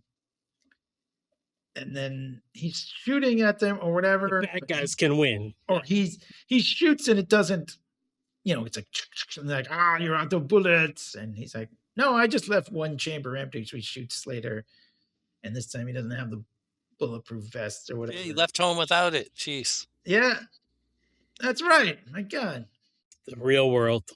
The gun Slater's gun falls or whatever. Danny grabs it, throws it to him. Benedict, he takes out the ticket and Slater shoots the glass eye and it just blows up. I was like, what's going on here? Just like the other one, I guess. The one in the house. I don't know. It's weird. Then the ticket falls to the ground right near the Seventh Seal poster, which we'll talk about in a minute. But Ian McKellen's there and he's like, Anyways, Slater, they show him in the back of an ambulance and he's like, we have to get him back in the movie because he'll die here in the real world. And they're like, what are you talking about, kid? And Danny takes out his gun. He's like, yeah, get out. And they all jump out. And they're like, oh, they always jump out. So he drives back. Slater's like, can you drive? He's like, yeah, I watched you do it. So they go back and Ian McKellen is coming out of the theater. And I love there's a cop there. like Coming out of the movie The Seventh Seal, specifically. That's right. Right. And he's there's like a cop there like eating a hot dog or something. And he kind of waves his hand. He starts like coughing or whatever. So Danny drives right through the theater, like into the lobby. He tells Nick, start the movie. Like, do you have the ticket? He's like, no, we'll find it. Ian McKellen shows up and they're like, oh no, they're all scared. He's like, oh, you're not on my list. And Danny is. He's like, Danny, but you'll die a grandfather. So he just leaves. It was like the weirdest. It's weird. Pointless. I guess he gets premature ejaculation out of it and everything. He could be a grandfather in his, early 30s. Who knows how old, Yeah, I suppose. He has a His kid when mother's he's a whore. 14, and then a grandkid when His he's mother's a 30. whore in your head canon. I'm just kidding. She's not a whore, but she fucked him. I mean, she can live her life, That was peak Arny then. Sure. Who won, right? Yeah, that's what I'm saying. He said, you have a nice ass. So he goes out. They find the other half of the ticket because he ripped it at the beginning. He gets it. Well, that death gave him the tip. That was the thing. He was like, he insults him. He's like, You idiot. You're not very smart, are you? Maybe you should look for the other half of the ticket, huh? Oh yeah, I did Peace him write out, that down. death. Okay, yeah. Okay, so that did have a point. So yeah, and Slater's like, "Ah, see, I can't die until the grosses go down." And then the ticket works its magic. Nick is up there. He starts the movie. We get Sharky yelling. If we just cut to Sharky yelling, and Slater is fine. Danny and Slater come in. The cat It's like yelling. a doctor. Yeah, the doctor's like, "What is this? Yeah. This isn't even a flesh wound." Yeah, the doctor, because he is bleeding, right? Yeah. So then, he tells Danny, he's like, "You got to go back to the real world. You don't belong here, and go back to your mom and everything, and tell her she's a good lay." Yeah. Maybe I'll come by and visit her sometime if you give me the ticket. I have her come here. She could dress in some vinyl outfits or something. Have a come here. And then, have you ever seen the scene of Schwarzenegger from Pumping Iron, where he talks about being at the gym, feels like he's coming all the time? I think I have seen that. I've seen yeah. So that's what I was thinking of right there. I'll be coming on your mom. I'll come in your mom. I'll come with your mom. Because that's what he's like. Oh. He's like, I'm coming at the gym. I'm coming at home. I'm always coming. I feel like I'm coming. So me and Jobless Mike used to always say that when we were working out. The gym members were pretty excited about hearing you guys. They were like, "Oh, these two guys are always coming. What's with them?" Yeah. That's how we would get all the equipment. Awesome. I got to come all of my hands, and I don't wash the equipment down afterwards. Wipe it down. And all these steroids probably shrunk their nogs, so they.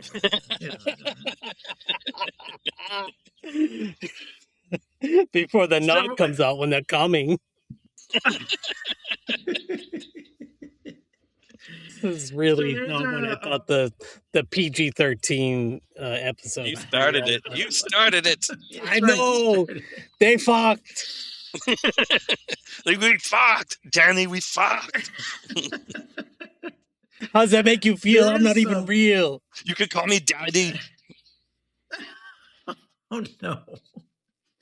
Oh, I wasn't even gonna. It doesn't even make sense though. But I was gonna. There was one more weird Sharky thing where he's talking about you make me ride the Hershey Highway or something like that. Yeah, I don't even know what he says. He said something weird about the Hershey Highway, which I hadn't heard since 1993.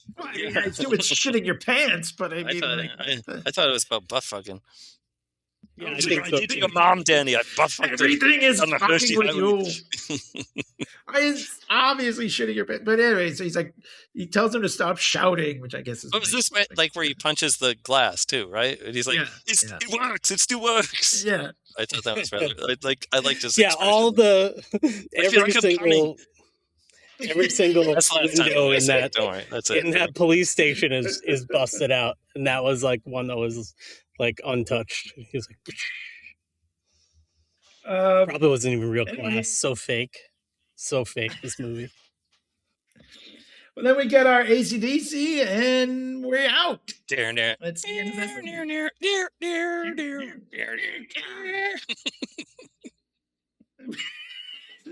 It's a fun song to sing the music to. I don't really remember any of the lyrics. Well, big guns. Big guns. Right. Big guns gotta come for you, or something like coming for you. God, coming. It's coming everywhere. I'm coming at the gym. I'm coming for you. Oh, that's so gross. I mean, come on. Whatever. Maybe not. Whatever. I mean, maybe I just don't do the gym right. You know what I mean? I don't do it. Yesterday when I was at the gym, I held the door for a guy when we were leaving. He's like, "Oh, this is the best part, right?" And I was like, "Yeah, leaving is the best part of the workout." I can barely open this door. Like I feel like you're like pressing the button. I open the door for me.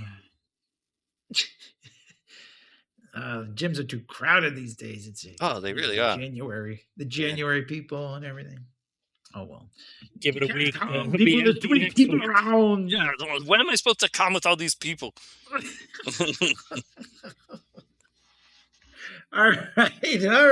Well, what do we think of The Last Action Hero? Who wants to go first? Anybody I'll go first. volunteer? I'm gonna give it. Okay. I'm gonna give it a C for cum. No, I'm kidding. I'm gonna give it an A for ass. No, I'll give it like an A minus, B plus somewhere in there. All right. I thought you were going to be a little more harsher on it. Oh no, this movie's okay. goofy. All right, you want me to do my 2 grades? I don't know. I whatever it. grade you want. It still spoke to my 1993 sensibilities of over the top goofiness of action movies. It's when it got to the real world stuff that I got a little like, all right. But I enjoyed all the cameos. I enjoyed Sharky. I enjoyed just like all the action movie tropes, just dialed up. That stuff gave me a good chuckle. Things that in my homework assignment, the loose ends. Yeah, I had some. As we discussed, Shane Black. Oh yeah, give us our homework assignment before we give our final grades. So just the audience. Of course, yes, the audience of one. Shane Black's interview where he said there's a good movie in here somewhere. Just didn't make it because the studio wouldn't let us edit it anymore or whatever. I asked the gents what they would do to make this a good movie or a better movie in Shane Black's mind. Since it's already an A or an A minus, I suppose. I mean, it's not much, but what do you got? I got to remember now. I wrote it down. Okay, well, first of all, you've got to wrap up Death's story. You've got Death now walking around, just loose on the street. That's a good point. So you got to do something. You got to do something with that. There could be some sort of humorous way to wrap that story up. And then also, the other thing I felt that could have saved the movie, made it a little better, is that Schwarzenegger uses the ticket to go into the previous movie and save his son. Sequel maybe. That would have been a good one. Last Action Hero 2. Yeah, that's all right. Those are some good loose ends. Last Action Hero 2, the penultimate end. The last action. The last action. For real this time. The second to last action hero. The penultimate action hero. The other last action hero. Yeah.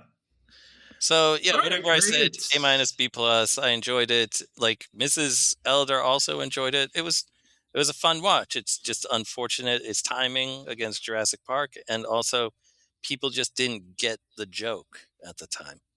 I think even my weird dummy got the joke at the time, which I don't like calling her a weird dummy because we're still friends. But the original almost Mrs. Elder. Yeah. The WD. Yeah. The WD. The WD. That was great. All right, that's it for me. No more. All right. Clay Inferno Von Fart here. Give it an F. It's not the. I give it. I'm going to play around. These people have things. You're going to play around. He's going to be cunning. I give it an F for fucking his mom. Just kidding. I mean, I'm just kidding. But for real, I'm gonna give it. I'm gonna give it a straight flat A, not an A minus, not an A plus.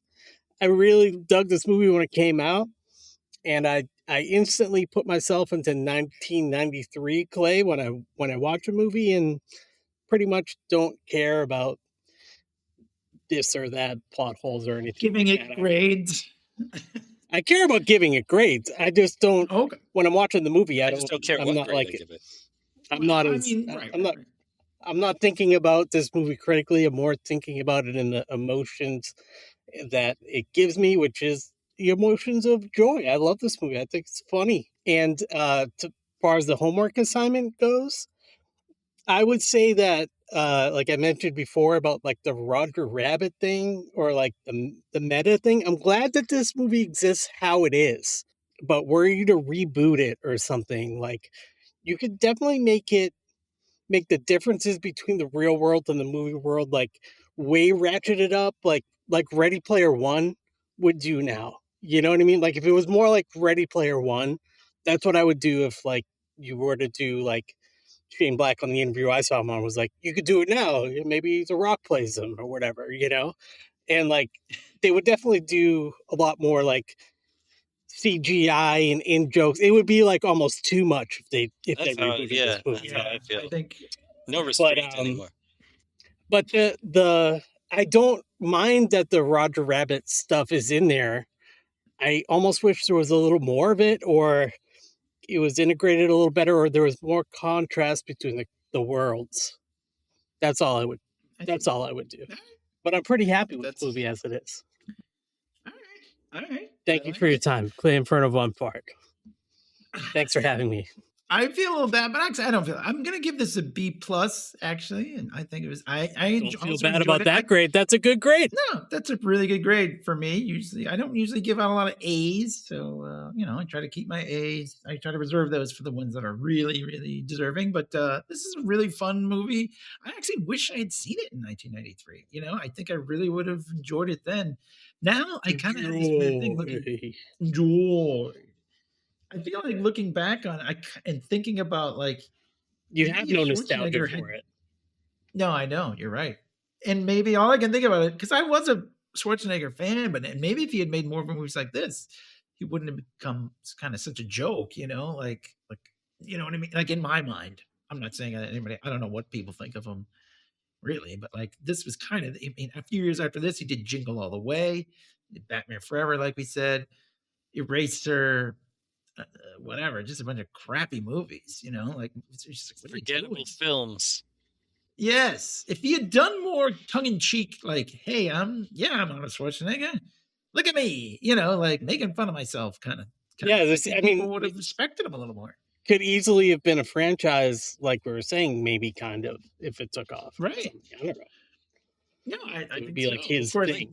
The movie, the Jack whatever movie. What's his name again? Jack Slater. Jack Slater is essentially like McBain, the McBain movie that runs throughout The Simpsons. Right. But I mean, it's like like any of those, like Liam Neeson or what's his name, the bald guy, Jason Statham. Jason Statham, like all these movies. You know what I mean? Even Jack Reacher, like, is almost Jack Slater. You know what I mean? Yeah, like, that's I had to ask because I almost called him Jack Reacher. Yeah, I mean, like they make these movies now, like even more than they did back then, because they're so cheap. They just go streaming. You don't have to worry about theatrical release. You don't have to worry about gross. You know what I mean? Just churn out these bad action movies. And you could do something meta today. We're used to meta by now. Like it's like totally like multiverses. I don't mean to cut you off, but I'm just saying. No. You're right. At the time, the first this one. was kind of must have been cool. I don't know why I didn't. I just never got around to it. But I did laugh a lot. So my 1993 sensibilities, as John said, definitely enjoyed it. As far as like, I would tweak things though, for sure. For one thing, 210, as we said, I think 95 would have been a good. Yeah, there was a point in the movie that I was like, all right, I think we need to wrap it up. We're going a little overboard with some of the gags. I know, like we get it. But just as I was thinking that, it dialed it back, and I was like, okay. But I think just a few minutes. I mean, I think I'm not disagreeing with you necessarily, Clay, but like if you're talking about a world where action movies are like the real world, I mean, like action movies exist and all the tropes. I mean, how many? Like, why is there a cartoon cat in it? Like they don't really. I don't mean to say they need to explain. I didn't think of it that way until you said something about it. I just thought of it as just being like more like Roger Rabbit or something. It's probably more of like the studios are putting their biggest stars together in one film. Right. Yeah. Like why was the Terminator and Basic Instinct in there too? I guess they make it. Those are real. I mean, those are real movies and whatever. I mean, I guess it does whatever. Like in screenwriting, I also agree with what you're saying. I don't but I hadn't thought of it until you. Well, I guess you're right though, and I would say you either go all the way with it or don't have the cat in there at all, or definitely go more. Humphrey Bogart in it at all. You could either one, right? But you can't do both. You can't have the cat in it for 30 seconds and not really explain why is there a cat in a Jack Slater action movie, which is, And you could do 10 running jokes, quote unquote the real world. with you know what I mean? With the partners, like you can do 10 running jokes with just people's names, or like a tall guy and a short guy and like a little person or something. Like you could do that and have it be just as effective as having a cartoon cat. Like, it'd just be like, oh, this is a little funny running gag. It's a funny gag. Instead of having the cat, you have a Dirty Harry type character who Jack Slater has like a vendetta. Like they're like the two bad cops, and they're sort of like in competition, kind of who's the most reckless. So they don't like each other. There's always that character. He goes into Dirty Harry. Fuck it, have Clint Eastwood be Dirty Harry in the thing, and have him go into Sharky's office and get yelled at the next. Just in the background or whatever. I totally agree with that.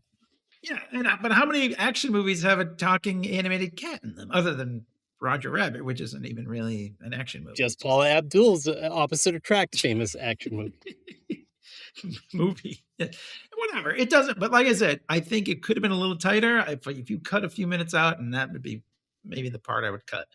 But overall, it's fun, and whatever. I think it's kind of, I mean, other than the mini disc or whatever, it's not dated or anything. I mean, it's pretty, it's funny. Like I said, it's still making it's a little Blockbuster Park. Okay, yeah, that's a little dated. Otherwise, yeah. It could easily be like I had to remind myself of the timeline of stuff too, like, because it could easily be an 80s movie or a 90s movie. Like, it's just kind of in a range, but then you realize, like, when T2 came out, or when Basic Instinct came out, or whatever, 91. Yeah. So those were all like very kind of close in the time, but then you're just like, oh, like the only stretch was like Humphrey Bogart, but we already said we don't need that. Well, I mean, whatever. In my version of the movie, well, not my version, because I would have gone all in, like you said, like a Ready Player One thing, where you just roll out all the references or whatever. But like, then that just becomes hokey. Yeah.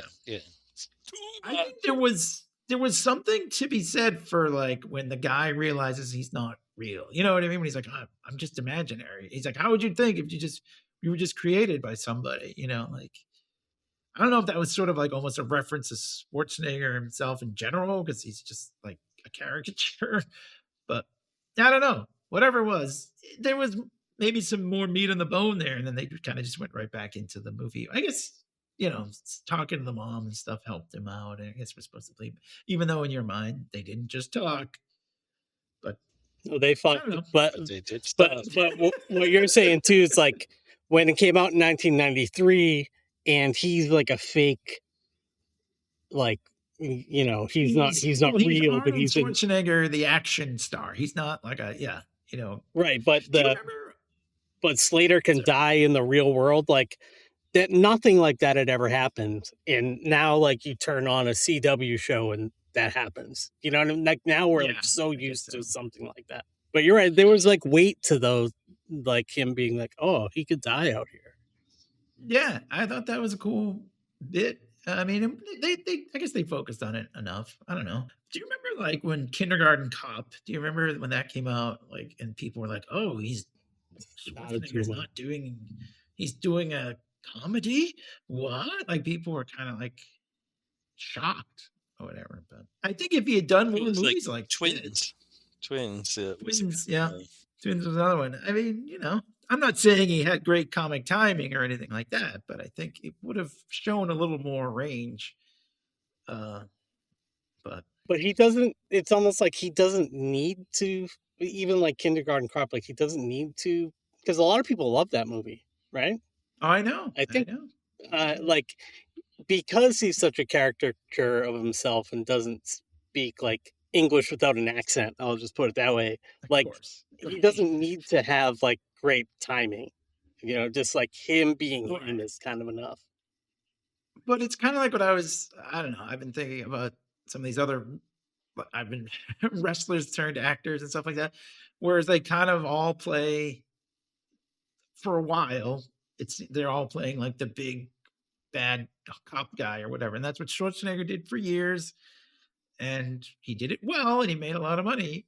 But I think there's a shelf life to that. And so someone like, well, The Rock kind of goes back and forth or whatever, but like a John Cena, who I thought was, he started off his career playing like, whatever, all these action movies. And he did Peacemaker, and he's been in some comedies, and he's pretty funny. Whatever. But Schwarzenegger I think his time ran out. He did. I loved Predator, Running Man. Those both came out in 1987. I was like, my God, that's like what a great year, for movies. And then after that, I mean, you don't really care. Too, but you don't really care. I was going to say, you don't really care for that. Like when Peter Griffin's like, I didn't care for The Godfather. You're like, I don't care for T2. That's fine. I loved that movie. I thought it was fucking so cool. I don't know why. Yeah, I don't know. No, Same thing as this movie. I just like have good memories of watching the movie. Dursin, you're not alone. I feel the same way. Oh, thank you. But you like the first Terminator, maybe, or maybe you don't. I don't know. Sure, for like nostalgia purposes. I feel the same way about all Terminators. They're fine. They're fine. All Terminators. I've only seen those two. I've seen the 3 of them, I guess. And the only other ones with Arnold in them. Like, yeah. Well, didn't he just do one of like Genesis or whatever, which was supposedly got to be like, it was just a terrible movie, right? But I'm not counting that one. I'm counting pre 2010, I guess, or 8. I don't know. Just the first 3 that I'm first 3, sure. I hear you. Yeah, I don't know how to describe it. It's a weird sort of like he just did a show, like, right? Wasn't there a show that Arnold was in just last year or something, or like a streaming show? There's too many streaming things. I can't keep track of it.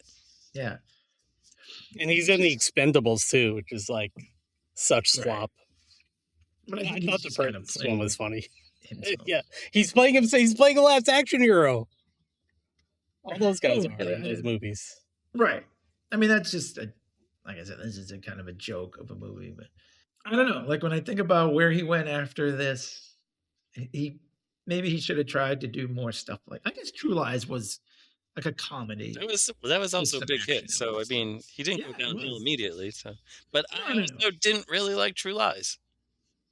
I think it was kind of stupid. Yeah, I liked the beginning. I don't really remember it, to be honest. I know I've seen it. I don't really remember much of it. He's a spy. Jamie Lee Curtis thinks he's just a boring insurance salesman or something like that. What's his face? Tom Arnold. Tom Arnold. He's actually really good in it. Yeah. And he kind of like, sets her up to go on an adventure because he realizes that she's bored. And that's the point in the movie where I'm like, this is the movie kind of takes a turn. But I do like the part where like they get her to like be like a spy or whatever, and they say, okay, so your name is gonna be, this is your spy name, and she's like, Natasha. And they go, no, like, because they said you have to meet up with Boris, and he's like, so your name is, and she's like, Natasha, and he's like, no, Doris. I thought that was kind of funny. That's the only line I remember from the movie, except what's his name? The guy from Tombstone, Bill Paxton, right? He's in it. Oh yeah, the vet gets. And he was like hitting on. He's like trying to get Arnold to buy a Ferrari or something, and he says, "The vet gets him wet." Well, that'd be a Corvette that he'd be trying to sell in. Oh, I'm sorry. You're right. Why did I say Ferrari? That makes no sense. I ruined the whole joke. The Ferrari gets him Arny. I'm working on it. I'm almost there. That would have been way better if he'd said that.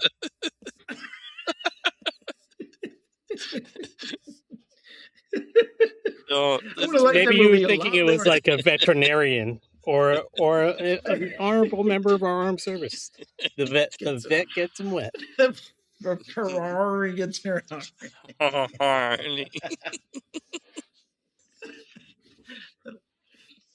The Lamborghini gets him.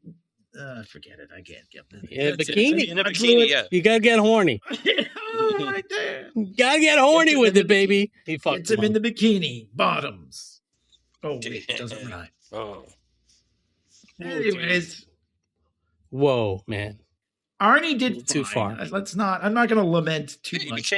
became a politician.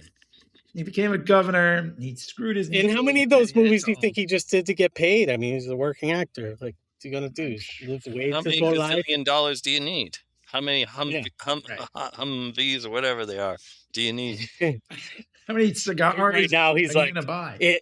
in his governor's office, he had the Conan sword. And he would show it to everybody. But I wonder if it's like, look out the window and there's like 10 of those jacked up pickup trucks with the flames on them. Conan Those are all new. Blow up. Hold on, I got it. Four-story blow up. the blow up. Yeah, you think this sword's cool? Check this out. It's like the big blow up outside. Conan gets to bone them. All right. I'll work on it. When you said that, I immediately thought Conan O'Brien. Conan O'Brien gets boning O'Brien. All right, stop me now. That's enough. I can't laugh. I can't help you. I think it's funny. I can't help you. All right. Well, thanks for listening. I guess we did all of our grades and rewrites or whatever. Basically, Homework. simple You had rewrite. homework. Homework. Professor You won't get Commander. A's in this class, but we gave good grades to Last Action Hero. So thanks. Well, yeah. You have to grade us. Give us our grades, Professor Commander. Online in the way of reviews and likes and whatnot. No, I want you to grade our rewrites. Oh, you want me to Professor. grade? Oh, Yes. All A's. It's all right if John's is better than mine. You get an F for font. That's what you get. F of Ferno font. Anyway, check us out on YouTube and LeaguePodcast.com. We're not League Podcast on YouTube. I just need to make sure that League of Ordinary Gentlemen on YouTube. You can search League Podcast on YouTube though. So just search us. Don't go League Pod. We're not YouTube.com/League Podcast, but most other places we are. Instagram and those things we are. Just search for League Podcast. Facebook, Thread. Spotify. We even still have a Twitter account. Oh, what a Twitter is Really? alive and well. I We just believe mostly post X. alt-right memes on it. But, give us a follow. We're radical far left. Is that what? radical fart left. Oh, that really wrapped a bow on it. Yeah, just Yeah. On that note, thanks for listening, everybody. I'll be back. sayonara, shitheads. You always say that. I snap my fingers again, and sometime tomorrow you emerge from several canine recta,